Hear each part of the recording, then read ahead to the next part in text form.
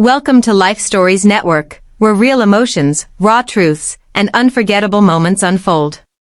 Today's story is one that will touch your heart deeply, because it's about the day I thought would be the happiest of my life, but it turned into the loneliest when not a single person from my family showed up to my wedding. Not my parents, not my siblings, not even my best friend. I still remember waking up that morning.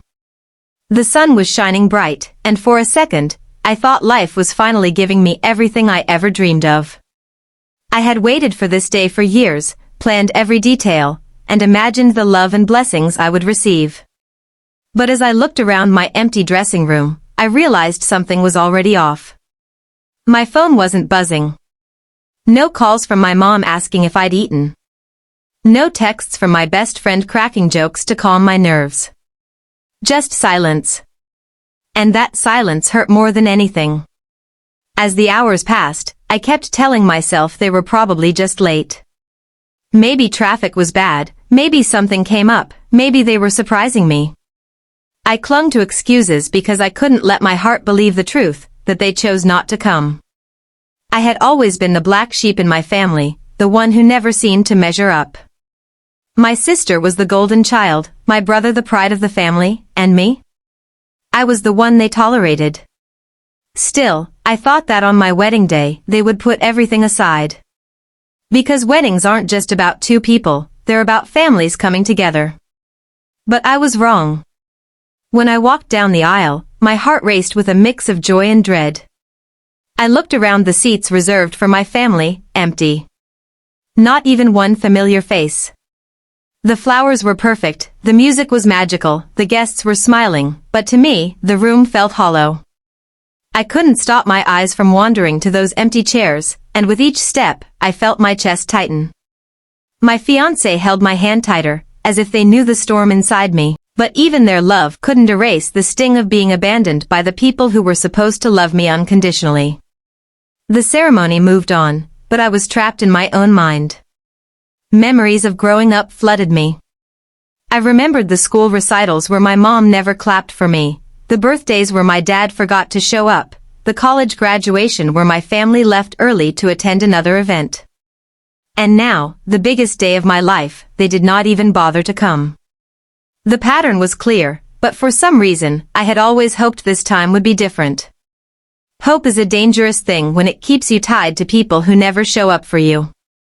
After the vows, when everyone else was clapping and cheering, I felt a tear roll down my cheek. Not from happiness, but from grief. The grief of losing something I never truly had, a supportive family. My best friend, the one who had promised to stand beside me no matter what, wasn't there either. That cut the deepest. Because friends are the family we choose, right? But even they turned away when I needed them most. Was it jealousy? Was it convenience? I didn't know.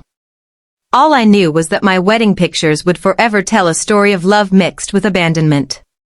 At the reception, I put on my best smile for the guests who came. I laughed at jokes, I danced when the music played, I cut the cake with shaky hands. But inside, I was screaming. Every toast, every cheer felt like salt on a wound. People asked, "Where's your family?" and I lied. I told them they had car trouble, that they were running late, that something urgent had come up. I painted excuses with shaky words because admitting the truth was too painful. How could I explain that my own family chose not to celebrate me? That my happiness wasn't worth their presence? That night, when the crowd finally left and the music faded, I sat alone in the empty hall for a while. My partner was changing clothes, the staff was cleaning up, and I just sat there staring at those empty chairs again. My gown felt heavy, not from the fabric but from the weight of disappointment. And I whispered to myself, maybe I'm just not enough. That thought broke me. Because all my life, I had tried to be enough for them. Enough to earn their love, enough to earn their pride, enough to earn their presence. But no matter how hard I tried, it was never enough. My partner walked in and knelt beside me.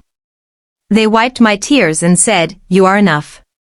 You've always been enough." They just never saw it. Those words saved me that night. Because for the first time, I realized that love isn't about who's related to you by blood. It's about who chooses to stand by you when the world turns away. And while my family and my so-called best friend chose absence, my partner chose me. And that choice mattered more than I had allowed myself to believe. But still, the pain didn't vanish overnight. The questions haunted me. Why didn't they come? Was it because they didn't approve of my partner? Was it because they didn't think I deserved happiness? Or was it simply because they didn't care? I wanted answers, but deep down, I knew even if I got them, they wouldn't heal the wound. Some answers don't bring closure, they just confirm what you already feared. After the wedding night ended, the silence in my heart grew louder. Everyone left with smiles on their faces, carrying memories of food, music, and laughter. But I carried something else, a wound I couldn't show anyone. My new spouse was loving and supportive, holding my hand tightly as if to remind me I wasn't completely alone. Still, I couldn't shake the emptiness. That night, when we finally reached home, I opened my phone and scrolled through the pictures. There I was, smiling in every frame, but my eyes betrayed me. We're searching for someone who never came. I checked my messages again, hoping maybe there was at least one text from my mom or dad, a simple "sorry we missed it." Nothing. My best friend, who had promised to be my maid of honor months before, hadn't even sent a congratulations. My heart sank deeper. Weddings are supposed to be the start of a new chapter, but mine began with the confirmation that the people I had relied on all my life were never going to change. I cried silently, careful not to disturb my spouse, but inside I was breaking. The next morning, the world outside moved on, but I couldn't. People were posting pictures from the wedding, commenting about how beautiful it was, how happy we looked.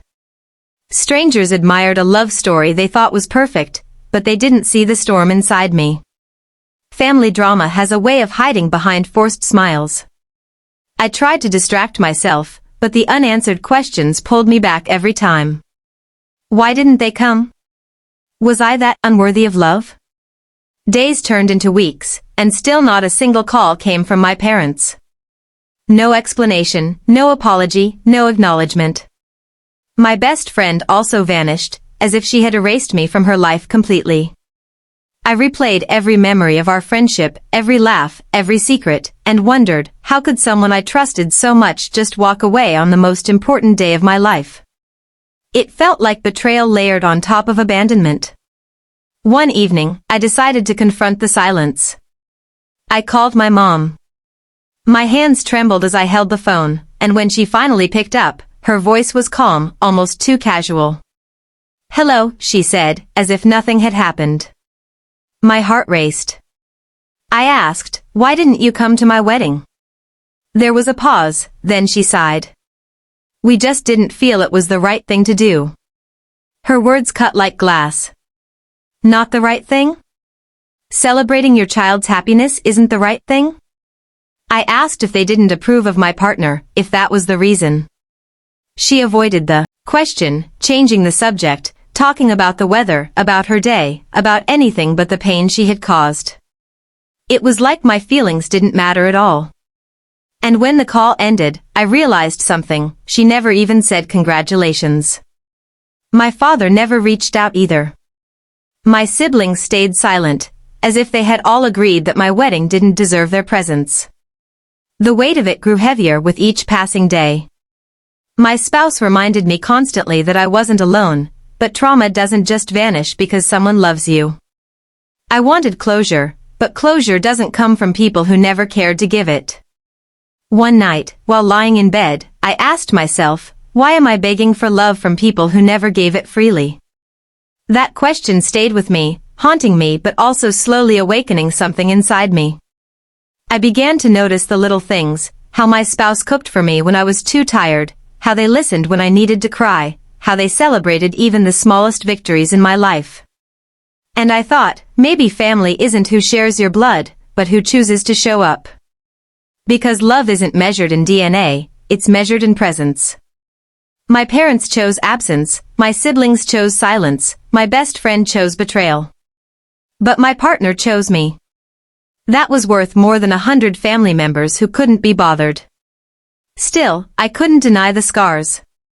Whenever I scrolled on social media and saw other people with their big, happy weddings, families laughing, parents giving speeches, friends dancing, it hurt. Not because I wanted the same exact picture, but because I wanted to know what it felt like to be celebrated by the people who raised me.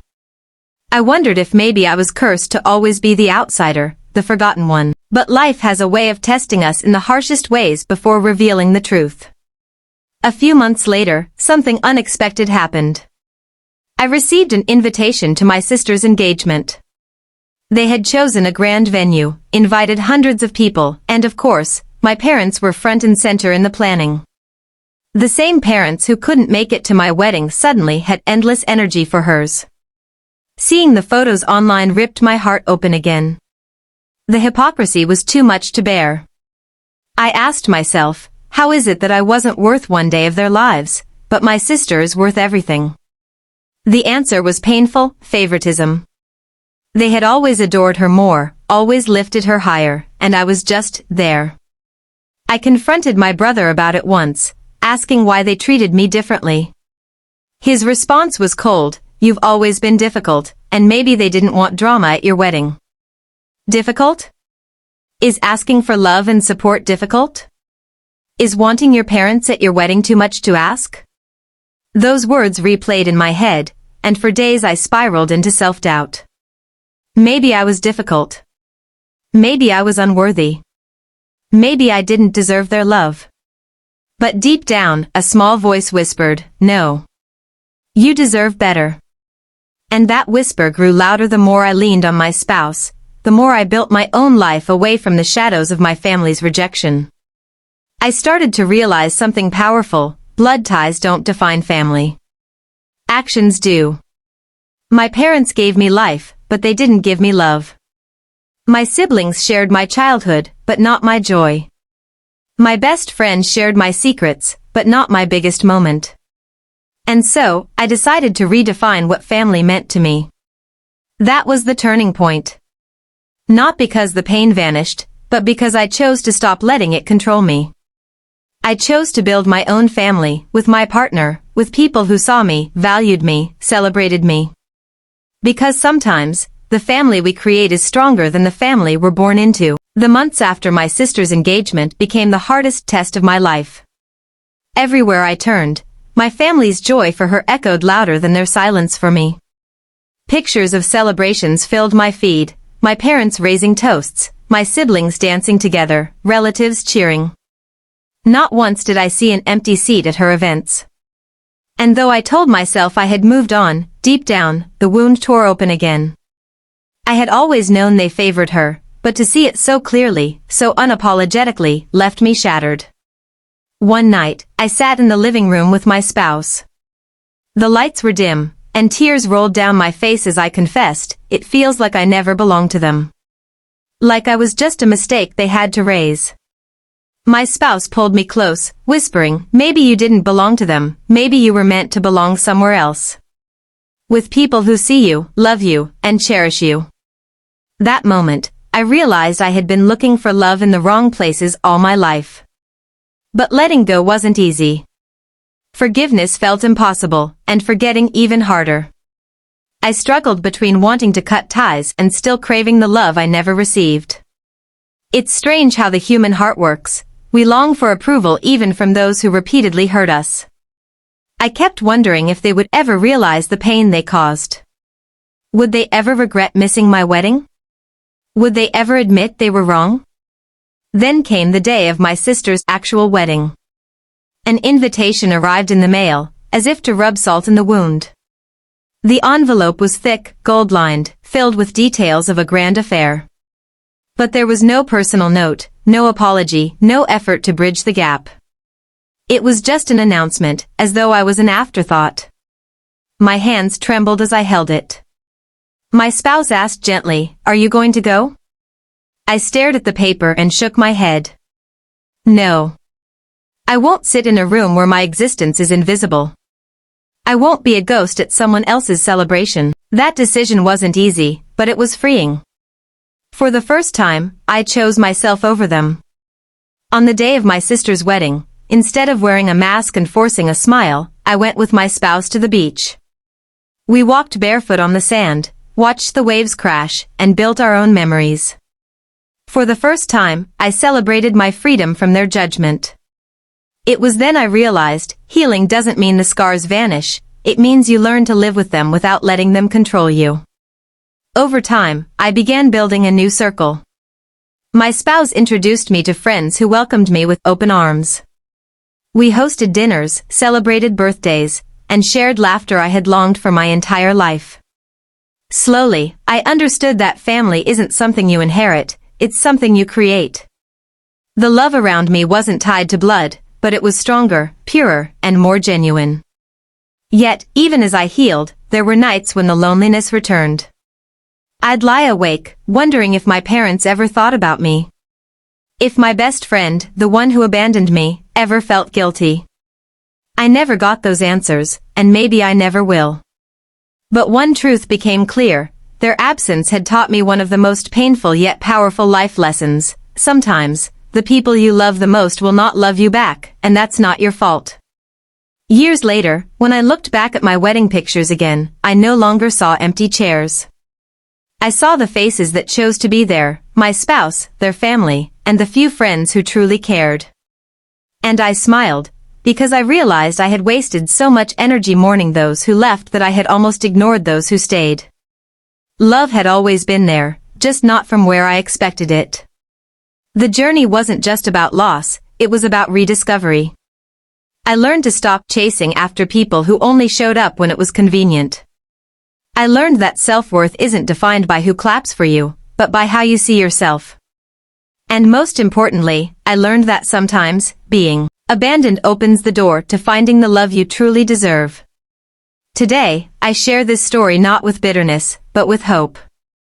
If you've ever felt forgotten by your family, if you've ever been betrayed by your closest friend, know this, you are not alone, and you are not unworthy.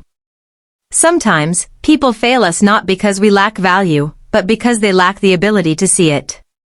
Don't let their blindness define your worth. When I stood at the altar, my family's absence almost destroyed me. But today, I stand tall knowing that love isn't about bloodlines, it's about choice. And the people who chose me, my spouse, my true friends, my chosen family, they are the ones who matter. Their presence healed what abandonment tried to break. So, to anyone listening, I want you to remember this, even if the seats reserved for your family remain empty, your life can still be full. Full of love, full of joy, full of people who see you for who you truly are. Don't waste your tears on those who couldn't bother to show up. Save them for the people who do, because they are the real family.